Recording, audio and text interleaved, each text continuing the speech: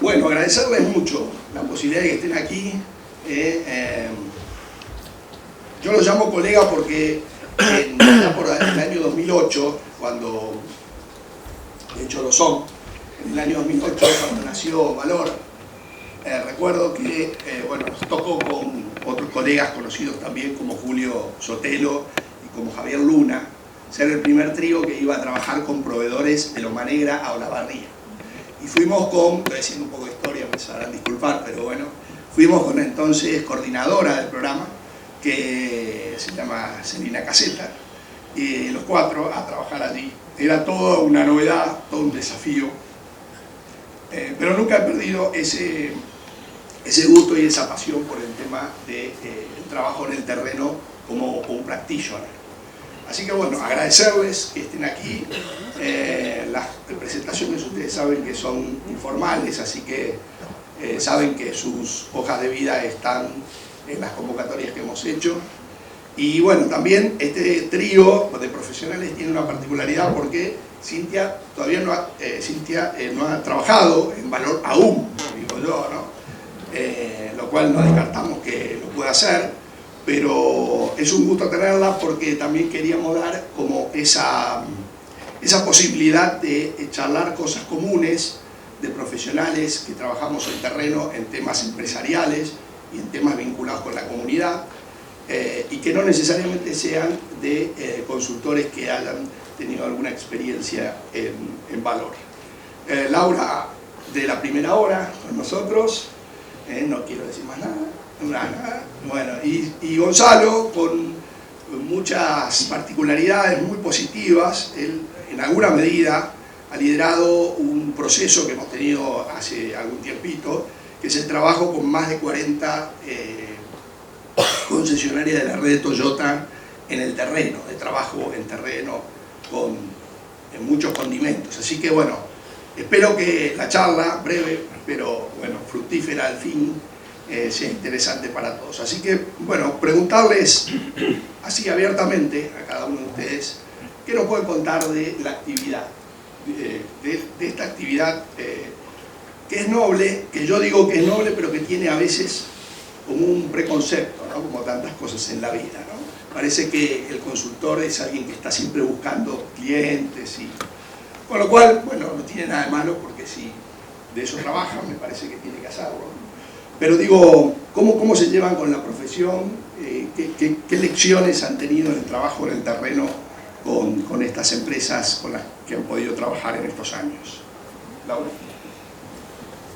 Bueno, buenos días y gracias, Fernando. Y sí, estamos en Valor desde la primera hora, eso significaría mucha trayectoria, nada más, no es vejez.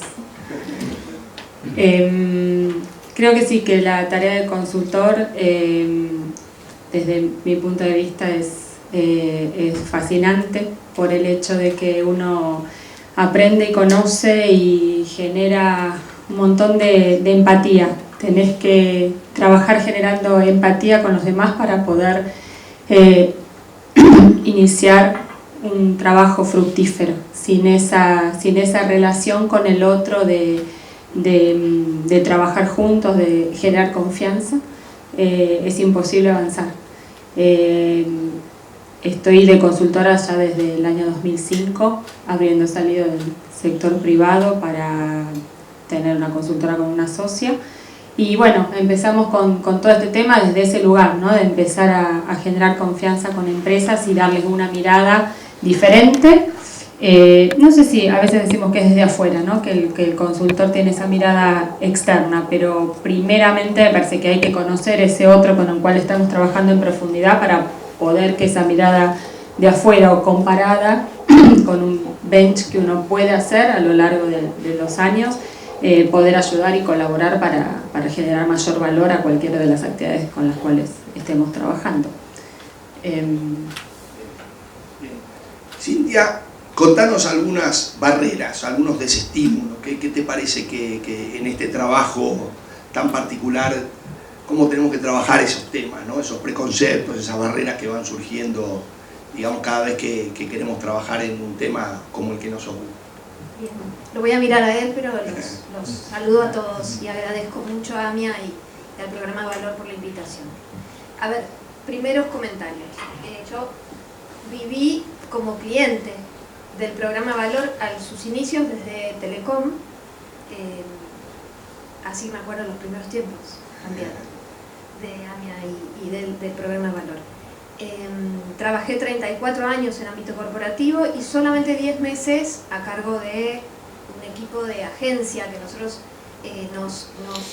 tal vez para sortear algunas barreras o por lo menos nuestras propias barreras mentales, somos parte, queremos acompañar a los equipos, tal vez con una mirada más neutral, una mirada como más despojada de las exigencias, las demandas y la cultura de las empresas, y acompañamos a empresas, a fundaciones empresarias en este trayecto. Como somos optimistas de alma, y digo todo el equipo es muy optimista, no vemos barreras, vemos muchas oportunidades, pero sí grandes desafíos, ¿no?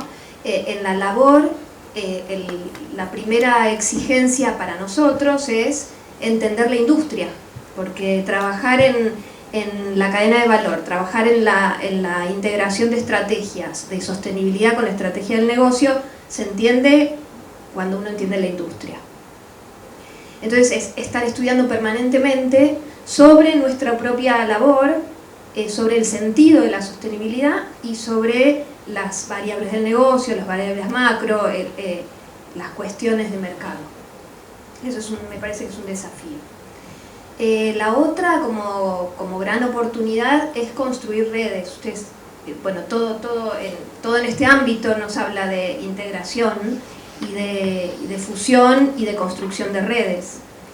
Si uno mira la cadena de valor en su más amplio sentido, es cómo nos unimos cada uno de los integrantes de la organización con sus redes de vinculación y de relaciones para promover el desarrollo. Me parece que acá, no la barrera, sino el gran desafío es entender el valor de las redes de trabajo. Por un lado, el valor del conocimiento, como decía primero. Segundo, el valor de las redes de trabajo.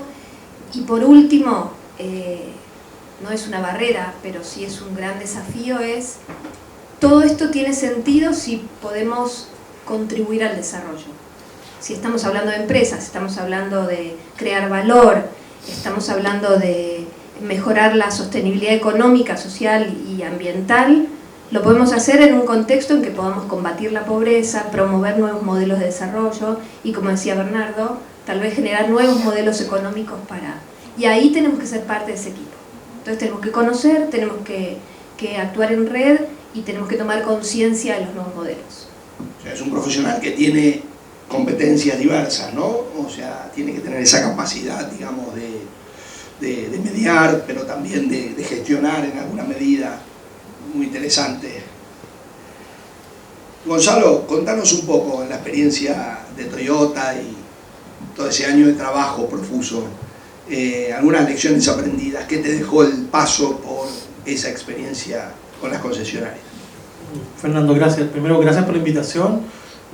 Abrazo a todas y a todos y me alegra que el panel haya más mujeres que hombres. Eso es un diciente de valor que lo respeto, lo admiro y lo reconozco. El año pasado trabajamos con 40 concesionarias del país. Fue el primer proyecto más grande que trabajé aquí en la Argentina, vivo hace 3 años. Estuve un tiempo en Colombia y nací en Chile. La política actual no es mi fuerte, así que no voy a referirme sobre eso. Los grandes aprendizajes que hubo con la empresa Toyota fue interesantísimo, un poco la idea de Cintia y de Lau, con quien trabajamos también, salirnos del paradigma del hey, ¿por qué no sabes de sostenibilidad?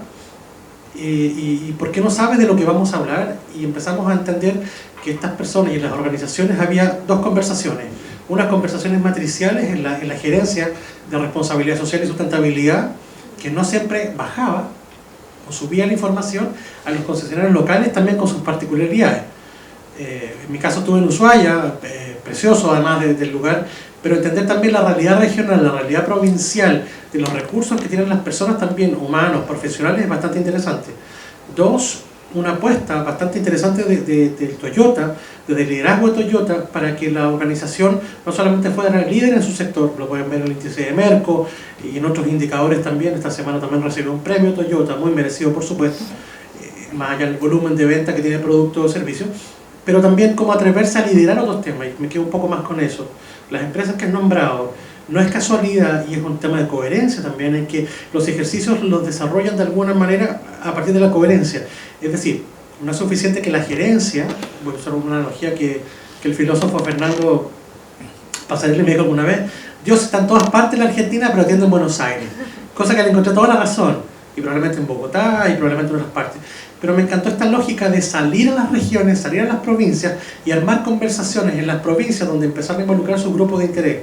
Eso fue lo notable. Y tercer punto fue que cada concesionario, bien, mal, más o menos, entregaron un plan de acción concreto, preciso, y ahí somos bastante rigurosos con indicadores, con metas, y alineados a los ODS y otras instancias, donde cada uno de los concesionarios llegó a acciones concretas en las diferentes poblaciones que asimilaban a su territorio una apuesta al desarrollo local. Puede ser bueno, puede ser malo, pero me gustó muchísimo el ejercicio, para cerrar un poco la pregunta que tú me haces, querido Fernando, de la apuesta de una empresa nacional con vocación globalizada a desarrollar acciones locales.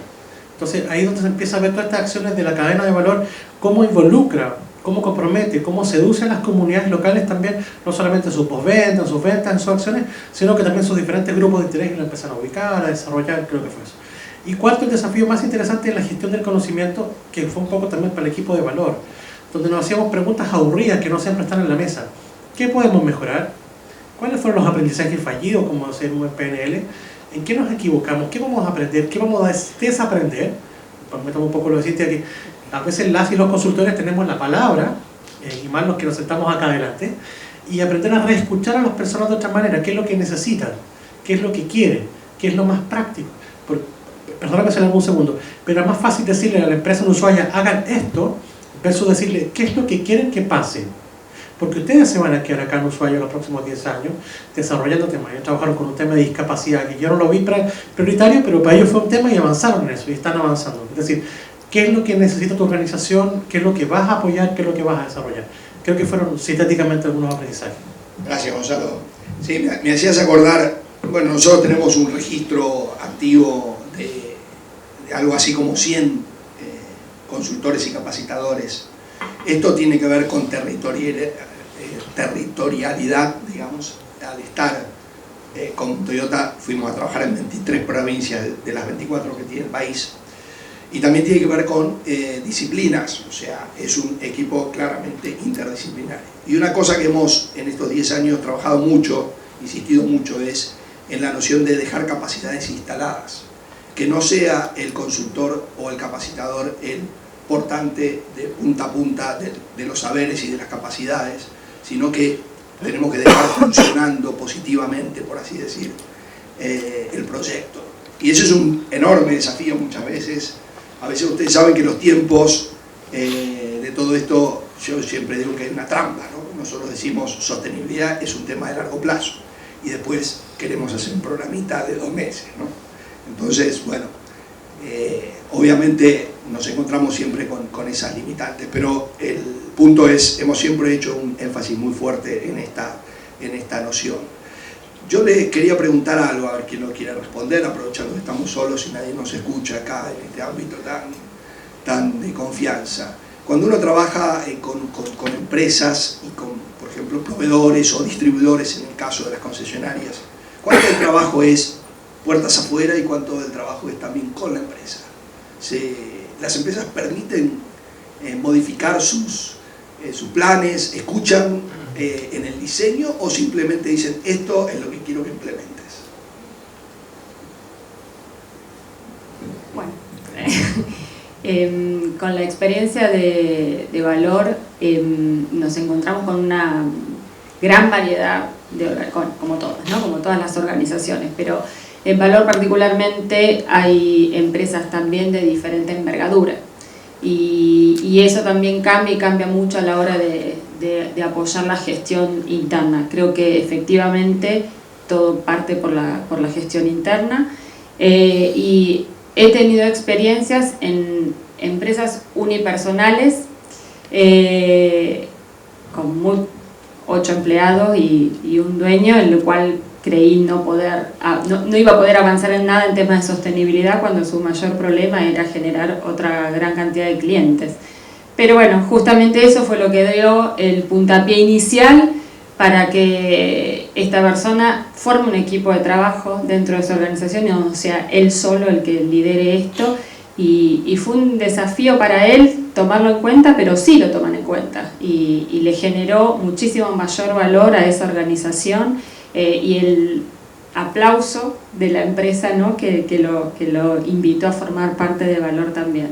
Y por otro lado, empresas muy burocratizadas también, como podía ser también dentro de lo que es la cadena Toyota, pero con sus proveedores, donde son empresas con una tradición japonesa de trabajo, lo cual está todo una regla atrás de la otra, ¿sí? Pero no obstante, en ese diálogo y en ese trabajar con, se fueron generando un montón también de adicionales, de decir, no, bueno, lo podemos mirar desde otro lado y sí también a pesar de lo grande de la empresa, el poder hacer cambios, pero sí siempre desde el lado interno, y el mayor desafío es que no quede eso en la espalda de una sola persona, sino que se entienda que todas las áreas pueden y deben colaborar para que eso justamente quede esa capacidad instalada en la organización y el consultor pueda pasar y volver, pero para otra cosa.